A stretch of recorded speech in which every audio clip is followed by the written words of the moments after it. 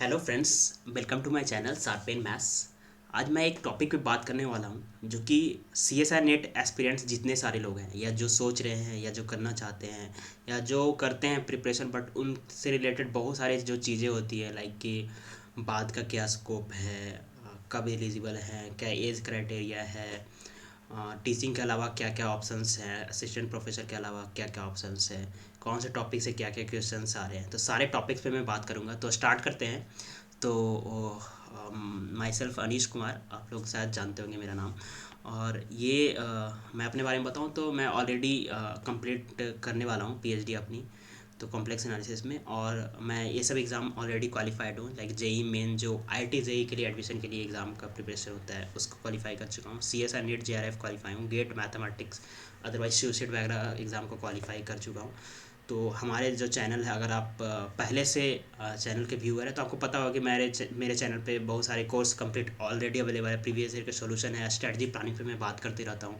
Live solution पे आने वाला हूँ, live solution, live video, live complete course भी मैं स्टार्ट करने वाला हूँ। तो मैं इन सब टॉपिक पे बात करूँगा। जैसे आउटलाइन आप देख सकते हैं कि इंट्रोडक्शन तो दे दिया। What is C S R NET exam, C S R NET exam है क्या, इसके एज रेस्ट्रिक्शन क्या है, क्या एलिजिबिलिटी है, क्या ऑप्शंस हैं, सारी चीज़ों पे, सिलेबस एंड मार्क्स डिस्ट्रीब्यूशन, कौन से टॉपिक पे आ रहे हैं, सिलेबस क्या है, पैटर्न एंड स्ट्रेटजी, एग्ज़ाम की पैटर्न क्या होती है ना। सो हॉलिस्टिक अप्रोच रहेगी आज वीडियो को मेरे बनाने का। लाइक मीन्स सारे टॉपिक में बात करूँगा, कंप्लीट इन्फॉर्मेशन देने की कोशिश करूँगा। आप जो भी डाउट है वो आप डाउट पूछ सकते हैं, कमेंट बॉक्स में कमेंट कर सकते हैं। पैटर्न एंड स्ट्रेटजी पे बात करूँगा, इंपॉर्टेंट बुक्स क्या क्या हैं, ठीक है। Dos and don't in examination hall, क्या करना है एग्जामिनेशन हॉल, क्या नहीं करना है, कितना इंपॉर्टेंट होता है, आप सभी को पता है। आप कितना ही मेहनत कर लो, एग्जामिनेशन हॉल का 3 आवर का जो टाइम होता है काफ़ी इंपॉर्टेंट होता है। कट ऑफ क्या जा रही है, क्या चेंजिंग आ रहे हैं, कब एग्ज़ाम होता है, एज रिस्ट्रिक्शन क्या है, कब तक वैलिड होती है, तो हर एक टॉपिक पे बात करूँगी। इसके बाद भी आपको अगर छूट गया हो, कुछ जानना चाहते हो तो आप पूछ सकते हो मेरे से। तो स्टार्ट करते हैं। Like this is the scene now. ऐसा सीन आ चुका है कि अब आप लोगों को अंडरग्राउंड होने का टाइम आ चुका है। अगर आप से नेट जून 2023 के एग्ज़ाम के बारे में सोच रहे हो तो आपको अंडरग्राउंड होने का टाइम आ चुका है। तो ये जस्ट जोक के लिए है। तो आप समझ सकते हो कि रियल में भी आपके लिए अप्लीकेबल होनी चाहिए कि आप 2 मंथ अगर अप्रॉक्स बचा हुआ है तो आपको अंडरग्राउंड होना है, सीरियस होना है, इसको लेके होना चाहिए। अब जो एग्ज़ाम दिए हैं आपको, वो लोगों को पता होगा कि कितना इंपॉर्टेंट होता है एग्ज़ाम, कितना सीरियस होने की ज़रूरत है। और एक टाइम में अपने आप को अंडरग्राउंड ये सब एग्ज़ाम के लिए ज़रूरी है, ठीक है। तो what is C S R NET. तो सी एस आर नेट जो है, कुछ ईयर पहले ऑफलाइन एग्ज़ाम होते थे, बट एन टी ए अब कंडक्ट कर रही है जो कि ऑनलाइन एग्ज़ाम होती है। और 2 बार एग्ज़ाम होती है हर ईयर। 2 बार एग्ज़ाम होती है, बीच में कोविड के चलते नहीं हो पाई, बट हर ईयर 2 बार एग्ज़ाम होता है। आपको जून में ये मौका मिलता है। C S R and mathematics से रिलेटेड मेरा चैनल है। Otherwise C S R NET, आप जो भी मैथमेटिक्स के अलावा अगर आप साइंस सब्जेक्ट से हैं, आप बायोटेक्नोलॉजी हो, अर्थ साइंस हो, इस टॉपिक से रिलेटेड, फिजिक्स, केमिस्ट्री, मैथमेटिक्स से आप सी एस एन नेट के फॉर्म के लिए एलिजिबल होते हैं, जो कि एन टी ए कंडक्ट करती है, ऑनलाइन एग्जाम होती है। Otherwise U G C NET or subject के लिए होती है। तो सी एस एन नेट के बारे में बात करेंगे। 2 बार एग्जाम होता है। Candidates have must have master degree minimum of 55% to eligible for exam.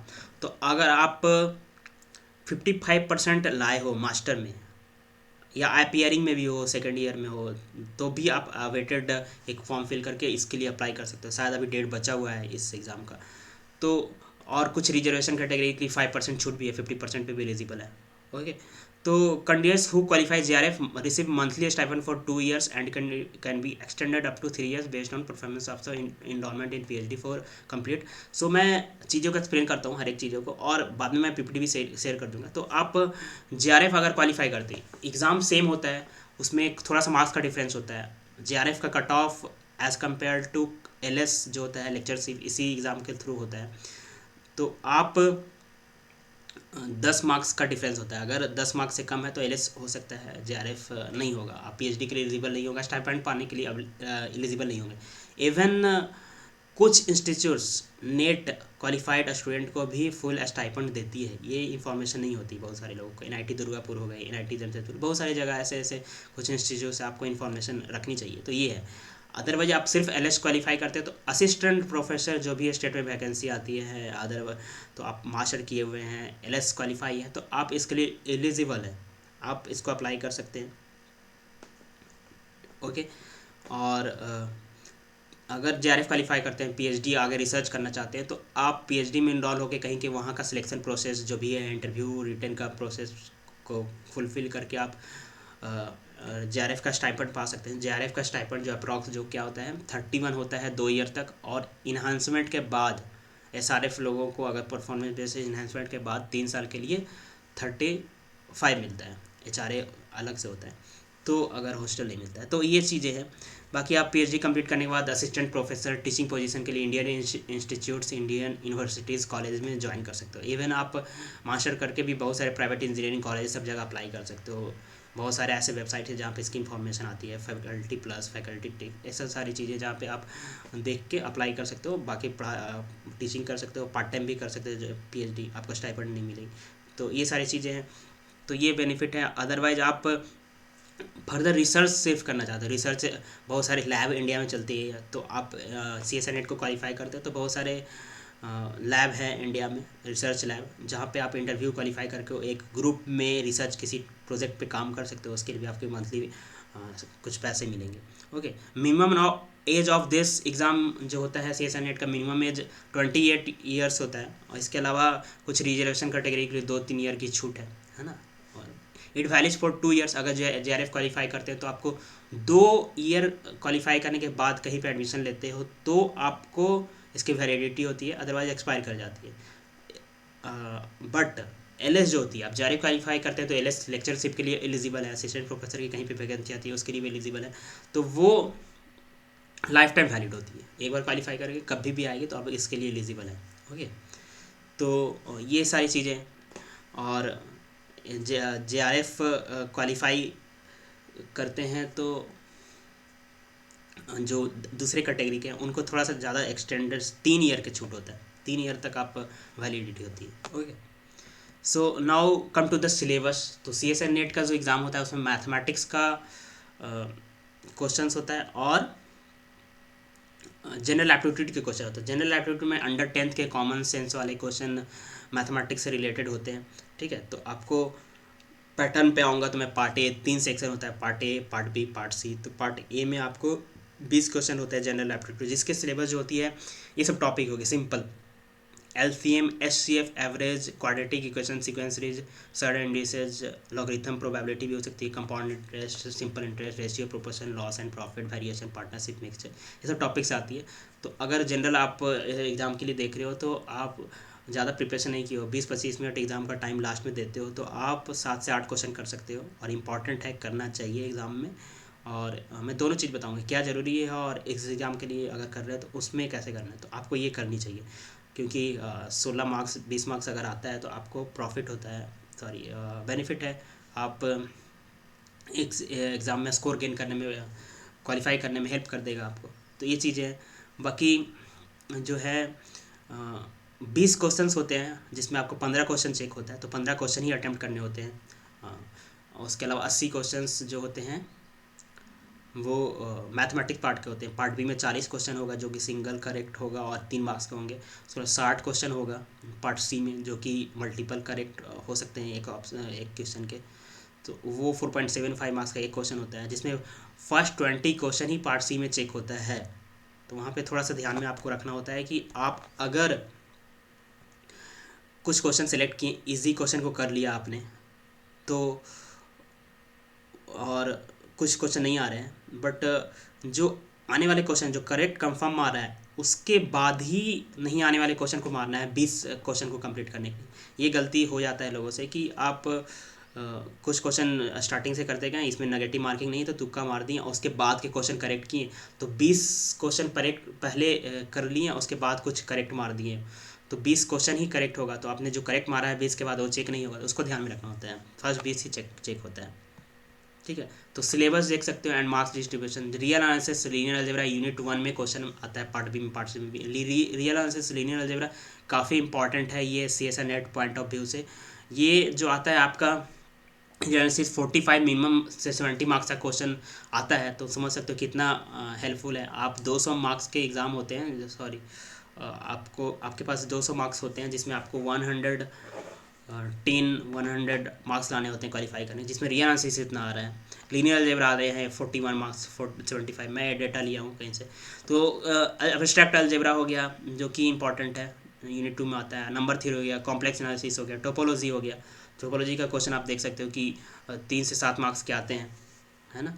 Complex analysis 25 से 34 आ रहा है। नंबर थ्योरी के क्वेश्चन भी आता है, चाइनीज रिमाइंडर थ्योरम, सिंपल कुछ आ जाता है। तो उस हर एक टॉपिक रियल एनालिसिस से कौन कौन सा टॉपिक आ रहा है उस पर मैं डिटेल में डिस्कस आगे करने वाला हूँ। तो लीनियर अलजेब्रा में इतने सारे मार्क्स के आ रहे हैं, इतने क्वेश्चन आ सकते हैं पार्ट बी पार्ट सी मिला के। और सिलेबस इसका जो है ओ डी पी डी है, integral equation, calculation of variation है, डायनेमिकल सिस्टम है, क्लासिकल मैकेनिक्स भी आते हैं, प्रोबेबिलिटी एंड स्टैटिक्स भी आते हैं, मार्कअप चेन भी आते हैं, ऑपरेशन रिसर्च भी आती है, न्यूमेरिकल एनालिसिस भी आती है। ये टॉपिक आते हैं। तो आपको सारे टॉपिक करने की ज़रूरत नहीं है। आपको ये ऐसे कैलकुलेट करेगा तो ये काफ़ी ज़्यादा हो गया। आप 400 मार्क्स से कुछ हो जाते हैं क्वेश्चन, तो आपको उतना नहीं करना है। आपको डायनेमिकल सिस्टम नहीं करना है, क्लासिकल मैकेनिक्स नहीं करने हैं, कैलकुलेशन ऑफ वेरिएशन पढ़ा है तो करना है। ये टॉपिक जो है आप पढ़ते हो, मैथमेटिक्स वाले स्पेशली पढ़ते हैं ये सारी चीज़ें, real analysis, linear algebra, abstract algebra, number theory भी पढ़ लेते हैं। अगर पढ़ते तो अच्छी बात है, नहीं पढ़ते तो पढ़ सकते हो। जैसे कैलकुलेशन ऑफ वेरिएशन अगर नहीं पढ़ते, इंटीग्रल इक्वेशन नहीं पढ़ते, तो इसमें प्री रिक्विजिट कोई भी इंफॉर्मेशन की ज़रूरत नहीं है। आप 3 से 4 दिन में इसको कंप्लीट कर सकते हैं। और प्लस पॉइंट है, लाइक बेनिफिट है, 4 से 7 मार्क्स आ सकता है इस टॉपिक में, तो इसको पढ़ना चाहिए। 3 से 4 दिन में नहीं भी कुछ भी जानते हैं पहले से तो इसको कंप्लीट कर सकते हो। ODPD पढ़ना चाहिए, अप्लाइड पढ़ना चाहिए। आपको इस एग्ज़ाम में आपको स्कोर गेन करना है, क्वालिफाई करना है, तो आपको एक चीज़ में स्ट्रेंथ करने के बजाय आपको होलिस्टिक ऐसे चीज़ों को सिलेक्ट करना है हर एक टॉपिक से, जो जो ईजी है उसको पढ़ के, कि आप क्वालिफाई कर जाए। ठीक है। तो प्रोबेबिलिटी स्टैटिक्स वाले भी इसी एग्जाम को देते हैं, सेम क्वेश्चन को पैटर्न को देते हैं। तो स्टैटिक्स लास्ट में कुछ क्वेश्चन होता है, तो स्टैटिक्स आपको करने की ज़रूरत नहीं है। प्रोबेबिलिटी के क्वेश्चन अगर आते हैं, मार्कअप चेन काफ़ी ईजी होता है जिसमें प्रोबेबिलिटी से रिलेटेड होते हैं। OR में LPP के क्वेश्चन पार्ट बी में क्वेश्चन आते हैं, है ना। तो पार्ट बी में 60 नंबर लास्ट में होता है, वो पोर्सन कभी कभी लोग नहीं जाते। ग्राफिकल मेथड जो इंटर में पढ़ा उससे रिलेटेड आ जाता है, 3 मार्क्स फ्री का मिल जाता है। तो उसको अप्रोच करना चाहिए, उस वहाँ तक पहुँचना चाहिए, करना चाहिए। तो ये आपका सिलेबस हो गया। तो प्रिपरेशन एंड स्ट्रैटेजी, जैसे अभी आप इस एग्ज़ाम के बारे में सोच रहे हैं तो आप क्या होनी चाहिए आपके अकॉर्डिंग, अपने अकॉर्डिंग, आप कंफर्टेबिलिटी के अकॉर्डिंग आप स्ट्रेटजी बनाइएगा। बाकी जो CSNET के लिए जो रिक्वायर्ड है कॉन्सेप्ट बिल्डिंग, एग्जाम को क्वालिफाई करने के लिए, वो उस लेवल तक पहुंचने के लिए क्या क्या रिक्वायर्ड है, तो problem solving skills and concept building आपको ये करना होगा। प्रॉब्लम सॉल्विंग स्किल आनी चाहिए, एक नहीं, हर एक टॉपिक पे बहुत सारे क्वेश्चन लगाने, 100 क्वेश्चन लगाने हर एक टॉपिक, लीनियर जैसा ऐसे। क्योंकि एक क्वेश्चन को, काफ़ी अच्छे क्वेश्चंस हैं, उसको आपने लगाया, काफ़ी टाइम लिया। ऐसे ऐसे क्वेश्चन जितना ज़्यादा लगाते हैं ना, वो बेनिफिट एग्जाम में कम टाइम में करने में करता है। तो आपको प्रॉब्लम सॉल्विंग स्किल डेवलप करना है, कॉन्सेप्ट बिल्डिंग करनी है, प्रॉब्लम प्रैक्टिस करना है, खूब सारा प्रॉब्लम प्रैक्टिस करना है। जब भी पढ़े तो अपना नोट्स जरूर बनाएं, कॉन्सेप्ट प्रॉब्लम सॉल्विंग प्रोसीड्योर सारी चीज़ें करें, जिससे कि आपको रिवीजन में काम दे। क्योंकि मैथमेटिक्स ऐसा चीज़ है जिसके लिए आपको रिवीजन काफ़ी ज़्यादा ज़रूरी है एग्जाम को क्वालिफाई करने के लिए। Always follow standard books and practice problem to check your concept, है ना। अपने आप को सेल्फ असेसमेंट भी करते रहना है। आप कोचिंग करते हो, इतना प्रिपरेशन करते हो, प्रॉब्लम सॉल्विंग खुद का असेसमेंट तो करना है, खुद से सॉल्व करेंगे तभी पता चलेगा। ऑनेस्टली करना है, कोई सोल्यूशन नहीं देखना है। Always follow standard books. Standard books में क्या होता है कि आप कोई ऐसे बुक फॉलो करते हैं तो हॉलिस्टिक आपको इन्फॉर्मेशन मिल जाती है, उससे रिलेटेड सारी चीज़ें से कभी भी आएगी क्वेश्चन तो आपको हेल्प होता है। तो स्टैंडर्ड बुक फॉलो करना है। Analyse previous year rather than restricting yourself to just knowing the answer. कुछ दिन मैंने पहले एक चीज़ शेयर किया था, चैट GPT में मैंने सर्च किया था how to prepare for CS और नेट मैथमेटिक्स एग्जाम। तो उसमें भी लिखा हुआ था कि आप एग्ज़ाम को प्रिपरेशन करने से पहले आप चीज़ों को स्ट्रैटेजी बनाने पर ज़्यादा फोकस करें। सारे एग्जाम के लिए लागू होता है। आप प्रीवियस ईयर के क्वेश्चन को एनालाइज करने के बाद उसके अकॉर्डिंग एक प्रिपरेशन का प्लान बनाएं और लग जाएँ। जैसे अभी आपके पास 60 दिन है, 70 दिन है, तो उसके अकॉर्डिंग काम करें, है ना।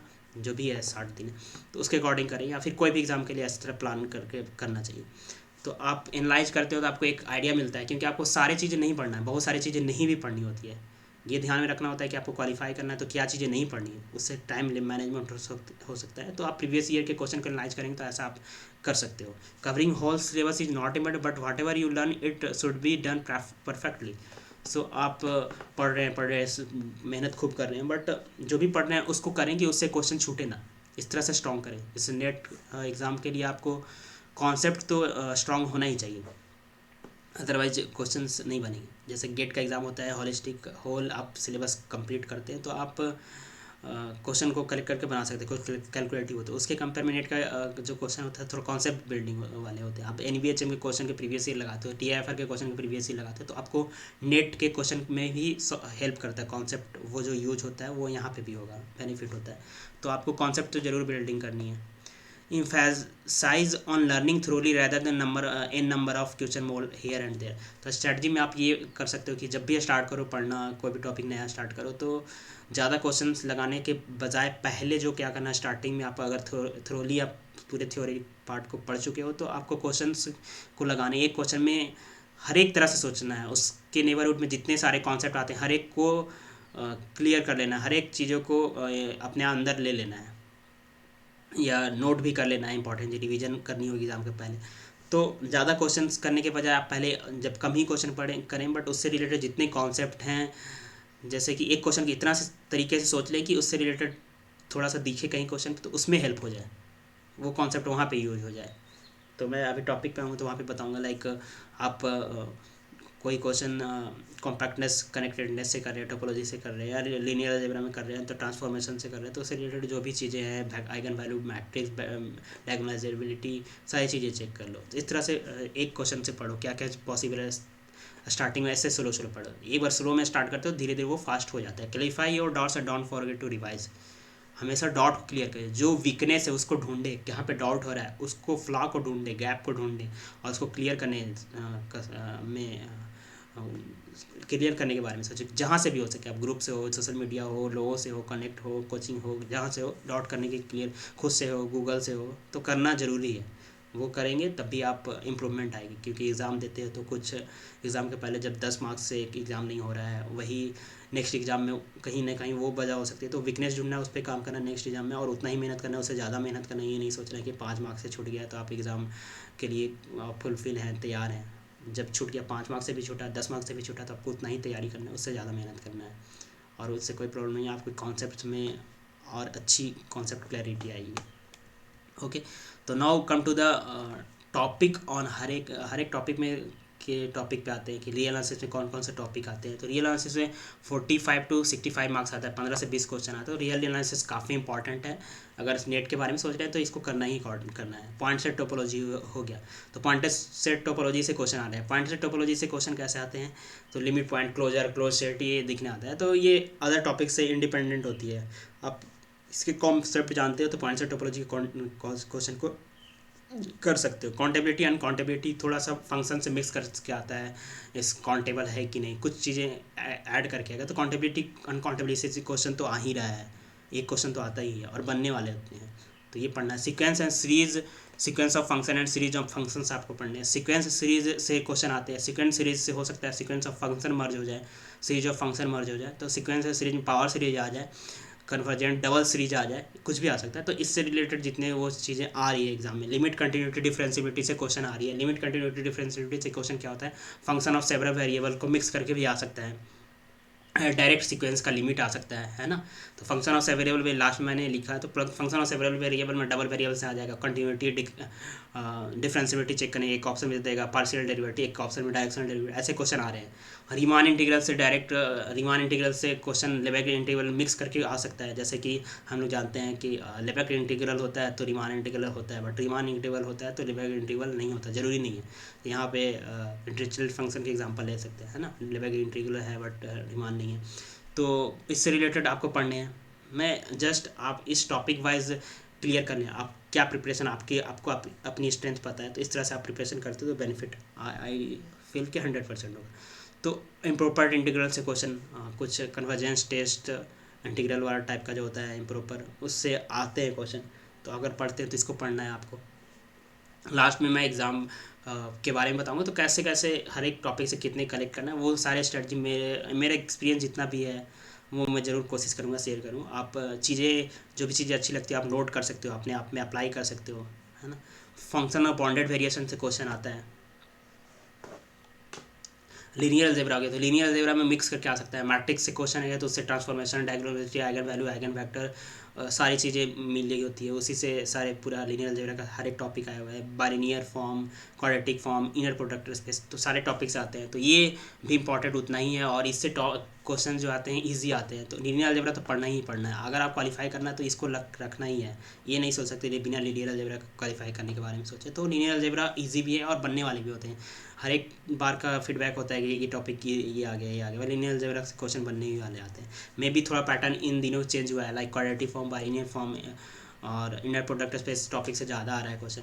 तो मैट्रिक थ्योरी से जो भी है, idempotent, eigen value, eigen factor, system of linear equation में consistent, inconsistent, no solution, linear transformation से रिलेटेड मैट्रिक्स कैसे बनते हैं, जितने लीनियर ट्रांसफॉर्मेशन का मैट्रिक्स कैसे बनते हैं, उसके regularity, eigen value, eigen factor, 1 1 inverse होगा कि नहीं, 1 2 होगा कि नहीं, जितनी सारी चीज़ें, कर्नल क्या होता है, इमेज स्पेस, कर्नल स्पेस, सारे टॉपिक को कंप्लीट करने हैं। आइगन वैल्यू, आइगन फैक्टर से क्वेश्चन आते हैं, ठीक है। डायग्नोसिबिलिटी जॉर्डन कैनिगल का फॉर्म से आ रहा है, सिमिलर चेक करना है, सिमिलर है कि नहीं, जॉर्डन कैनिगल फॉर्म वहाँ पे यूज होता है। बाइलिनियर फॉर्म हो गया, क्वाड्रेटिक फॉर्म हो गया, तो बाइलिनियर फॉर्म से क्वेश्चन आजकल आ रहे हैं, क्वाड्रेटिक फॉर्म से भी आते हैं, सिमेट्रिक मैट्रिक्स, या फिर डायरेक्ट बोलेगा कौन सा बाइलिनियर फॉर्म को सेटिस्फाई करे। तो आप, इसलिए मैं एक बार मैंने ऑलरेडी बोला भी, आप प्रीवियस ये क्वेश्चन को एक बार एनालाइज करें, उसके बाद प्रिपरेशन स्टार्ट करें, जिससे आपको पता चले किन टॉपिक से आ रहे हैं, क्या वे रखा जा रहा है, क्या पैटर्न है। और थ्रोली कॉन्सेप्ट जरूरी है, ऑनेस्ट स्टडी करनी जरूरी है, हार्डवर्क करनी जरूरी, कोई शॉर्टकट नहीं है, क्वेश्चन लगाने पड़ेंगे, रगड़ने पड़ेंगे, बैठने पड़ेंगे, सब करना पड़ेगा, अदरवाइज आसान नहीं है। इनर प्रोडक्ट स्पेस से क्वेश्चन आ रहे हैं। कॉम्प्लेक्स एनालिसिस से बात की जाए तो कुछ इन दिनों इनके क्वेश्चंस के लेवल में चेंजिंग आया है। लाइक कॉम्प्लेक्स एनालिसिस से पहले सिंपल इंटीग्रल का क्वेश्चन आ जाता है, रेसिड्यू का क्वेश्चन आ जाता है, रेसिड्यू थ्योरम का क्वेश्चन आ जाता था, सिंगुलरिटी चेक करने के लिए आ जाता था। बट अब क्या हो रहा है कि आपके आइडेंटिटी थ्योरम काफ़ी इंपॉर्टेंट हो गया, आइडेंटिटी थ्योरम से रिलेटेड क्वेश्चन आ जा रहे हैं। आपको ऐसा क्वेश्चन मिलेगा जो कि काउंटर एग्जाम्पल से होंगे। साइन जेड काफ़ी जगह यूज होता है, साइन जेड क्या है, अनबॉन्डेड है कॉम्प्लेक्स एनालिसिस में। एक बहुत सारे ऐसे कॉमन एग्जांपल है, बहुत सारे क्वेश्चन के ऑप्शन को डिस्कार्ड करने में हेल्प करते हैं। और वो कैसे आता है, तो प्रैक्टिस करने से आता है। इवन लीनियर अलजेब्रा और रियल एनालिसिस हो, -1 रियल एनालिसिस में एक कॉमन एग्जांपल एन है, सीक्वेंस से रिलेटेड में। लीनियर अलजेब्रा में काफ़ी है, नल मैट्रिक्स, ये सारे कॉमन एग्जांपल प्रैक्टिस से बहुत सारे ऑप्शन को डिस्कार्ड करने में हेल्प करते हैं। तो 2 4 ऑप्शन है, तो 2 ऑप्शन डिस्कार्ड आपको कर देता है, तो 2 में हेल्प कर देगा, तीसरा आपको डायरेक्ट रिजल्ट उससे हो जाएगा क्लियर। तो इस तरह से हेल्प करता है। तो प्रैक्टिस से काउंटर एग्जाम्पल भी काफ़ी इंपॉर्टेंट है CSR नेट के एग्जाम में डिस्कार्ड करने के लिए। सारे कॉन्सेप्ट तो ठीक है, ठीक है, तो ये प्रैक्टिस आएगा। तो एनालिटिक फंक्शन, सिंगुलरिटी से क्वेश्चंस मिक्स करके आ सकते हैं, मेरोमॉर्फिक फंक्शन से रिलेटेड मिक्स करके आ सकते हैं क्वेश्चन। तो वो मिक्स हो सकता है इंटीग्रेशन में, सिंगुलरिटी निकालो, फिर रेसिड्यू निकालो, residue, number of order pole. Complex integral से क्वेश्चन आते ही आते हैं और बनने वाले भी होते हैं, ये टॉपिक पढ़ना ही है आपको। कॉम्प्लेक्स से क्वेश्चन बनने वाले ये टॉपिक से आते हैं। टेलर एंड लॉरेंस सीरीज का एक्सपेंशन भी दे रहा है, कुछ कुछ चेंजिंग तो करेगा ही। तो आपको होल टॉपिक को कंप्लीट करना है, इंपॉर्टेंट। और मैं बता दूं, कॉम्प्लेक्स एनालिसिस कंप्लीट कोर्स का फीडबैक मेरा अभी तक का अच्छा रहा है। अपने चैनल पे मैं ऑलरेडी अपलोड कर चुका हूँ, थ्रोली पूरे प्रीवियस ईयर के solution with GATE and whole theoretical part also. तो आप चैनल विजिट कर सकते हैं। तो important theorem, Cauchy theorem, Liouville theorem, Picard theorem, maximum modulus of principles, Cauchy Schwarz inequality, ये सब नाम आप। स्क्वाज थ्योरम से क्वेश्चन आते हैं, स्क्वाज लेमा से क्वेश्चन आता है, रोचेज प्रिंसिपल से क्वेश्चन आता है, आर्गूमेंट प्रिंसिपल से आता है। तो हर एक आप नाम दिख रहे हैं, तो अगर आपने पढ़ा है तो क्लिक करना चाहिए, इससे रिलेटेड क्वेश्चन आता है। और आ रहे हैं क्वेश्चन, देखना है, लगाना है क्वेश्चन विदाउट इधर एनी हैंड्स, ऑनेस्टली। टाइम लगे तो लगे, बैठ के सोचना है, सोचते रहना है, सोचते रहना है। इस तरह से स्टार्ट करते हो, धीरे धीरे आप में इंप्रूवमेंट आते जाएगी और नेक्स्ट क्वेश्चन को करने में कम टाइम लगेगा। तो इस तरह से आप करते रहे। बाइलिनियर ट्रांसफॉर्मेशन, कन्फॉर्मल मैपिंग से क्वेश्चन आ रही है। बहुत सारे बाइलिनियर ट्रांसफॉर्मेशन के ट्रांसफॉर्मेशन का जो क्वेश्चन होता है ऑप्शन से बन जाते हैं। एक मैपिंग दिया हुआ है, क्रॉस रेशियो याद करने की ज़रूरत नहीं है। लाइक एक इनपुट पे अदर इनपुट है, तो 3 का दे दिया है, 4th का आउटपुट पूछ रहा है, तो हर एक ऑप्शन में देखें कौन मैच कर रहा है। तो ऑप्शन से बहुत सारे क्वेश्चन बन जाते हैं। लाइक अप्लाइड मैथमेटिक्स में ODPD के क्वेश्चन बहुत सारे ऑप्शन से बनते हैं। तो ये ट्रिक है एग्ज़ाम के लिए, आपको क्वालिफाई करना है। मैं बार बार बोल रहा हूँ, क्वालिफाई करना है, स्ट्रेंथ शो नहीं करना है। डायरेक्ट स्ट्रेट फॉरवर्ड बने नहीं, इधर उधर से ट्रिक लगा के भी कुछ क्वेश्चन सॉल्व होते हैं। तो बहुत सारे बाउंड्री कंडीशन जो दिया होता है, इनिशियल कंडीशन जो ODPD में दिया होता है, उससे बनते हैं। तो वो सब चीज़ों को ध्यान देना है। अब एब्स्ट्रैक्ट अलजेब्रा, से 30 से 40 मार्क्स से क्वेश्चन आते हैं, कम भी आ सकते हैं, बट इसमें जरूरी नहीं कि आप सब टॉपिक पढ़ें, बट कुछ टॉपिक से क्वेश्चन बनते हैं। सिलोच थ्योरम से क्वेश्चन बनते हैं, रिड्यूसिबल पॉलिनोमियल है कि नहीं, जितना पी टेस्ट है, ये सब चीज़ों से क्वेश्चन अगर आए तो बनाना चाहिए आपको। Ring homomorphism, number of group homomorphism से अगर आ रहा है, नंबर ऑफ रिंग होमोमॉर्फिज्म से आ रहा है क्वेश्चन तो करने हैं। नंबर ऑफ आइडियल्स के बारे में आ रहा है, रिड्यूसिबल है, ये रिजल्ट से काफ़ी बार क्वेश्चन आ चुका है, तो ये आपको पढ़ना है कि फील्ड होता है तो ईडी होता है, ईडी होता है तो पीआरडी होता है, पीआरडी होता है ईएफडी होता है, ईएफडी होता है तो आईडी होता है। कन्वर्स ट्रू नहीं है, लाइक आप जैसे तो जे सकते हो जेड आईडी है बट फील्ड नहीं है, तो इस तरह से कन्वर्स नॉट आईडी नहीं हो तो ईएफडी नहीं हो, तो ये पूरा लगा सकते हो, नेगेशन यहाँ पे लगा सकते हो, तो ये इंपॉर्टेंट है। नेक्स्ट आते हैं, लेकिन मैं एक लाइन यहाँ पे ऐड किया हूँ कि this exam is just ordinary, it's depend all on your mind, you have to think about yourself, that you should have to believe on yourself that you are all are extraordinary। तो आपको तो ordinary तो है exam, बाकी अपने आप में confidence believe रखना है, ठीक है। तो ऑर्डिनरी की बात की तो ऑर्डिनरी डिफरेंशिएशन से क्वेश्चन आपको करना चाहिए। ऑर्डिनरी अगर एग्ज़ाम है तो ऑर्डिनरी डिफरेंशियल इक्वेशन कर सकते हैं। ऑर्डिनरी पार्शियल डिफरेंशियल इक्वेशन से जो क्वेश्चन आ रहे हैं वो बहुत सारे टॉपिक से बनने वाले होते हैं। ऑप्शन से मैं भी बात कर रहा था, रॉन्गसियन से क्वेश्चन आते हैं, एग्जिस्टेंस इग्निस्टेंस से क्वेश्चन आता है, मे भी आप ना कर पाए। Homogeneous non homogeneous differential equation से क्वेश्चन आया है। स्टर्म लिवोली काफ़ी सिंपल है, उससे क्वेश्चन हर साल आते हैं और बनने वाले आते हैं। चारपी मेथड पीडी में आ रहा है, क्लासिफिकेशन से आ रहा है, लैग्रैंजेज कॉची प्रॉब्लम से आ रहा है। तो आप ये सोचें कि आप जो बंदा अप्लाइड मैथमेटिक्स करता है, ओडीपीडी करता है, पार्ट ए करता है, सीओबीआई करता है, वो नेट क्वालिफाई कर सकता है। अगर आप वो भी अच्छा है और प्योर पार्ट भी आपका अच्छा है और ये भी कम टाइम में होने वाला है, जो कि एक बार देखने पे अगर पढ़ा है एमएससी में या फिर एक बार स्टडी किया है, तो हर्ज क्या है, आपको एग्ज़ाम क्वालिफाई करना, टॉप करने, आप और स्कोर पॉजिटिव कर सकते हो, उसी टाइम में आप सबको देना है। तो ये टॉपिक्स कुछ कुछ जो टॉपिक कॉमन आते हैं उसको क्वेश्चन को अप्लाइड के पार्ट को भी आपको अटेम्प्ट करना चाहिए, जैसे मैं सीओबीआई के बारे में बोल रहा था। तो हीट वेव लैप्लास इक्वेशन से डायरेक्ट स्ट्रेट फॉरवर्ड आए सेपरेबल वेरिएबल का, तो इस टाइप से क्वेश्चन आए तो करें आप, कुछ डायरेक्ट हो, होमोजेनियस नॉन होमोजेनियस डिलैम्बर्ट इक्वेशन जो होता है, ये सब से क्वेश्चन आ चुके हैं, तो ये आप देख सकते हो। बाकी बहुत सारे ध्यान में रखना है कि आप जब भी करो तो ऑप्शंस को चेक करो, बाउंड्री कंडीशन इनिशियल कंडीशन जो दिया हुआ रहता है ओडीपीडी में, उससे क्वेश्चन बहुत बार डिस्कार्ड हो जाते हैं और बन जाते हैं, करेक्ट हो जाते हैं। तो खुशी की बात है, ये बहुत कम टाइम में हो जाता है, 2 मिनट 1 मिनट में हो जाता है, ठीक है। तो सीओबीआई की बात करें तो ये आपको प्लस पॉइंट है, आपका 12 से 18 मार्क्स दोनों टॉपिक से मिला के आता है, 3 3 क्वेश्चन पार्ट बी और पार्ट सी में, और 3 से 4 दिन में आपको टाइम दे दोगे। अगर आप पढ़ा है नहीं पढ़ा प्रीवियस, उससे कोई मतलब नहीं है प्रीवियस ईयर में, तो आप जस्ट पढ़ो और क्वेश्चन लगाओ, तो इसके क्वेश्चन बनने वाले होते हैं और इजी होते हैं। तो I recommend everyone who are preparing for this exam, you should study this topic and you should attempt and this topic in exam also.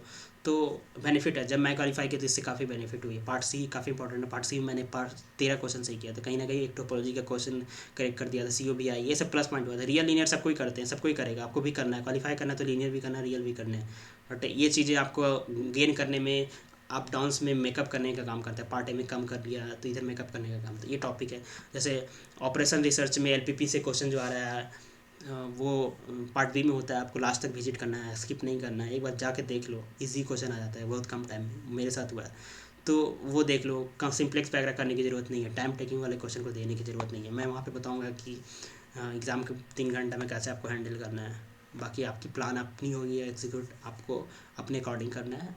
एक मैं थ्रोली आपको एक वे बता सकता हूँ, मे भी कुछ चीज़ें आप अपने आप में फॉलो कर सकते हो। प्राइमल डुअल से रिलेटेड कुछ थ्योरेटिकल पार्ट है जो गेट में भी आता है, ओके। तो न्यूमेरिकल एनालिसिस से अगर आप पढ़ा है तो एक क्वेश्चन कोई नहीं देखता है, तो कुछ क्वेश्चंस करने वाले भी होते हैं, तो आप देख सकते हो और कर सकते हो, प्लस पॉइंट है ना। मार्कअप चेन से भी क्वेश्चन कम टाइम में ये कंप्लीट किया जा सकता है, इसके पूरे थ्योरी का, और ये 2 से 4 क्वेश्चन 5 से 10 मार्क्स का आता है, तो प्लस पॉइंट है ये सारे टॉपिक।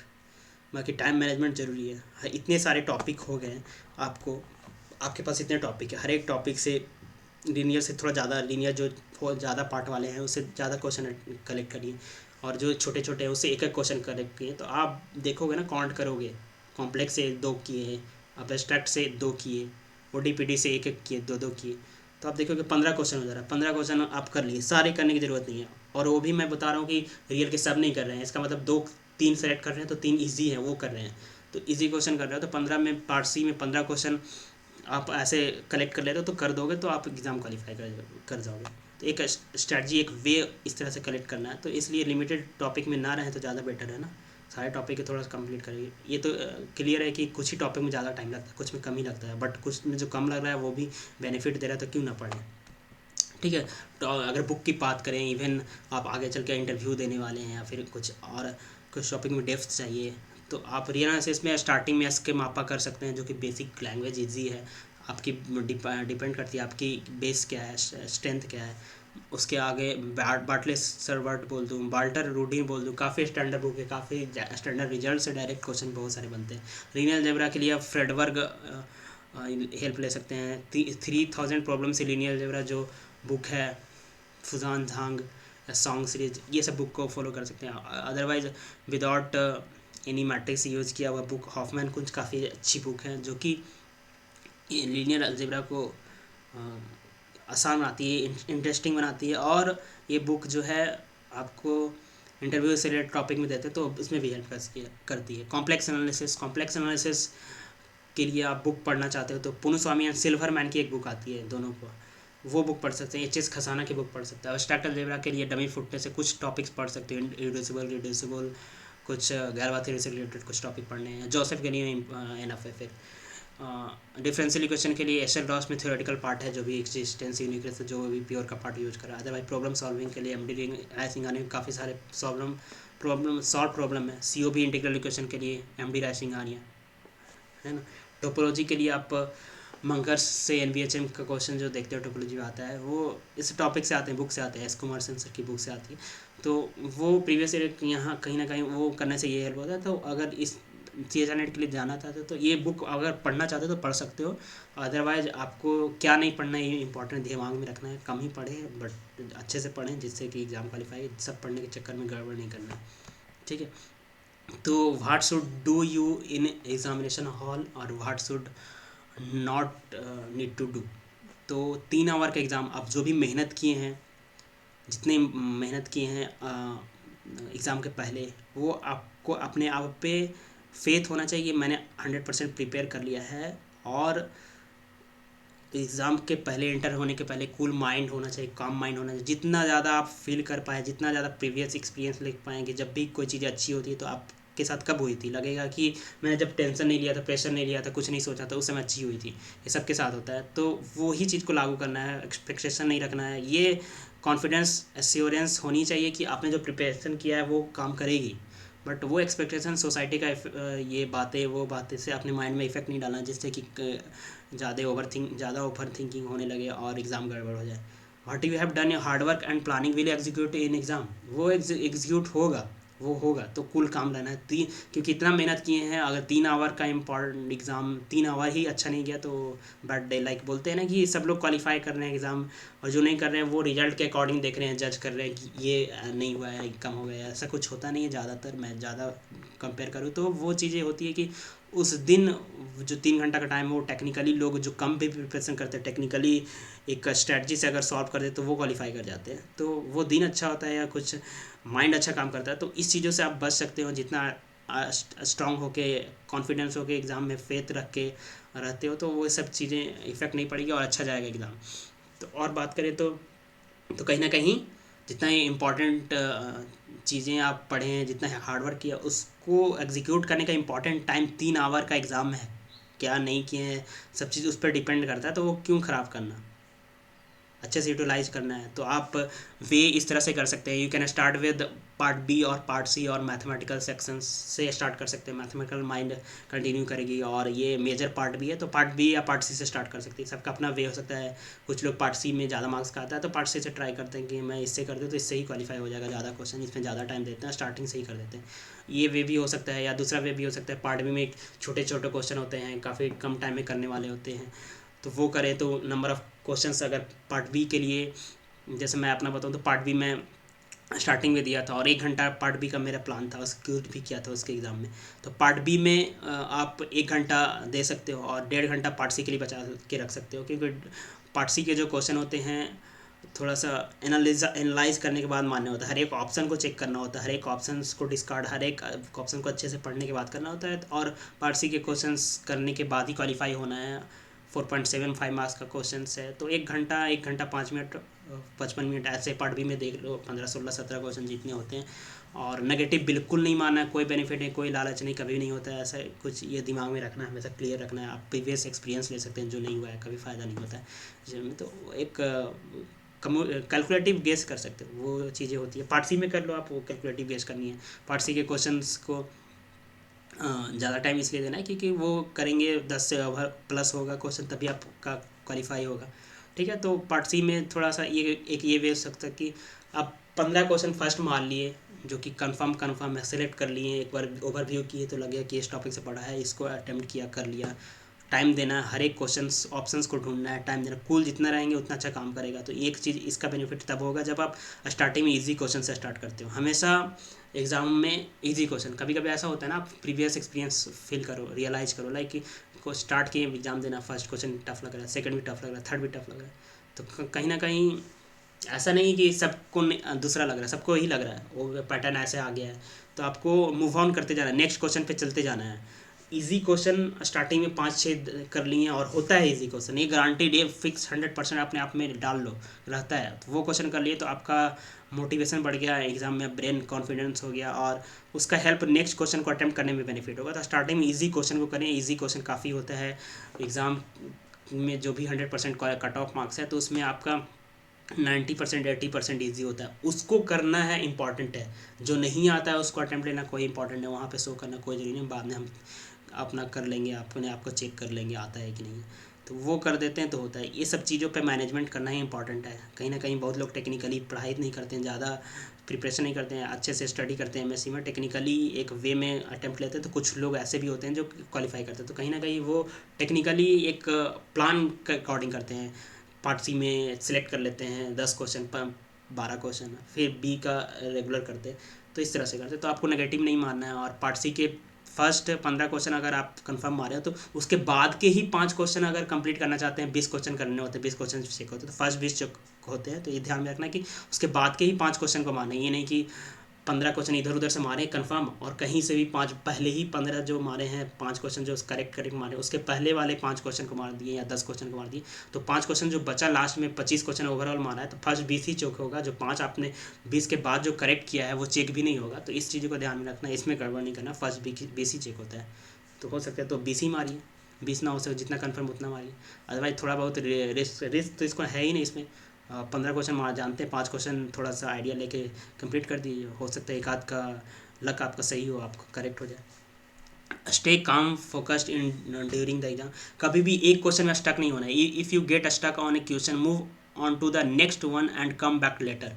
कभी भी एग्ज़ाम में किसी में एक बार ट्राई किए तो नहीं आ रहा आंसर, तो जस्ट मूव कर जाना है, क्योंकि आपको लग रहा है इजी नहीं हो रहा, वो पैनिक करने से आपका गड़बड़ हो सकता है एग्ज़ाम में। और इससे बचने के लिए आपका यही एक बेनिफिट है कि यही सॉल्यूशन है कि आप नेक्स्ट क्वेश्चन में चल जाएं, उससे इजी है और जो कि तुरंत बन गया, वो कर लिए तो एक पॉजिटिव वाइब्स आया, पॉजिटिव कॉन्फिडेंस आया, उसके बाद में अगर आना चाहते हैं उस क्वेश्चन में आ सकते हैं। तो कभी भी अटकना नहीं है, क्योंकि टाइम बहुत इंपॉर्टेंट है। आप ऐसे बहुत बार फेल किए होंगे, या होता है ऐसे एग्ज़ाम में कि आप क्वेश्चन में अटक जाते हैं, और बहुत सारे ऐसे क्वेश्चन एग्ज़ाम का टाइम होते होते बहुत सारे इजी क्वेश्चन भी छूट जाता है। तो ये सब चीज़ों से बचना है, और हमेशा जैसे लाइक बोलूँ तो अप्लाइड में ऐसे टॉपिक होते हैं जो कि कैलकुलेशन करने होते हैं। आप एग्ज़ाम में कितना लिख के किए हैं वो इम्पॉर्टेंट है, एग्ज़ाम में होने का चांसेस तभी होता है। आप कॉन्सेप्ट माइंड में करनी है कि हाँ ऐसे हो जाएगा, एग्ज़ाम में आप कैलकुलेशन करते तो फंस जाते हैं। तो लिख के जितना ज़्यादा प्रैक्टिस अभी करने का टाइम है, हार्डवर्क करने का टाइम है,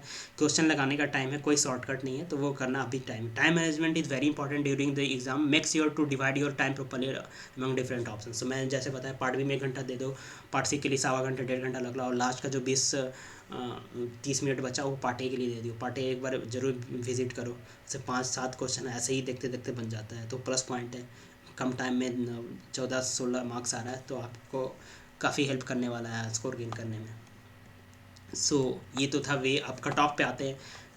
आप ये जान लो ना कि जैसे मैं बताया कि हर एक टॉपिक से 2 2 क्वेश्चन सेलेक्ट करते हो, रियल लिनियर कॉम्प्लेक्स, एक 2 2 3 3 करते हो, तो 15 से 16 हो जाता है। अब कट ऑफ देखो तो जनरल कैटेगरी की कट ऑफ जो 2022 में गई थी वो 48 है, 2 से मल्टीप्लाई कर दो, 97 एज प्रॉक्स गई थी। एल एस की 86 गई थी। तो कट ऑफ ऐसा नहीं है, आप ऐसा टारगेट बनाना, ये सब टॉपिक से सेलेक्ट करते हो, आप ये देख लेना EWS की कट ऑफ क्या जा रही है, यहाँ पे डाटा आपको मिल जाएगा सारा।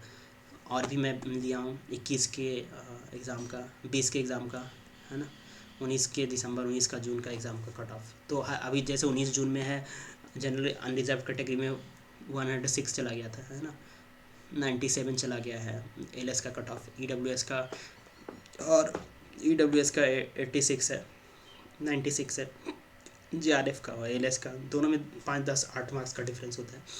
तो OBC का देख सकते हो, SC कैटेगरी, ST कैटेगरी और PWD का देख सकते हो। तो यहाँ पे सारे डाटा आप देख लेना।